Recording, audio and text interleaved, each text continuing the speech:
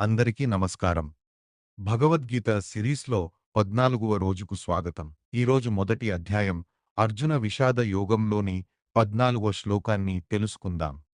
కౌరవ సేనలో శంఖాలు, భేరీలు, నగారాల గంభీర నాదం వినిపించిన తరువాత ఇప్పుడు శ్రీకృష్ణుడు మరియు అర్జునుడు తమ దివ్య శంఖాలను పూరిస్తారు. తెల్లని గుర్రాలు లాగుతున్న మహారథంలో నిలబడి ఉన్న శ్రీకృష్ణుడు తన పాంచజన్యం, అర్జునుడు తన దేవదత్తం.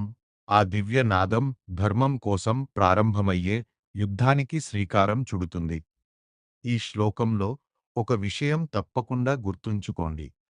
శ్రీకృష్ణుడి శంఖం పేరు పాంచజన్యం, అర్జునుడి శంఖం పేరు దేవదత్తం. ఈ శ్లోకం మనకు ఇచ్చే జీవిత సందేశం ఏమిటంటే, ధర్మం, సత్యం మనతో ఉంటే భయానికి స్థానం ఉండదు. దైవంపై విశ్వాసంతో ముందుకు సాగితే విజయం మన వెంట ఉంటుంది. శ్రీ కృష్ణార్పణమస్తు.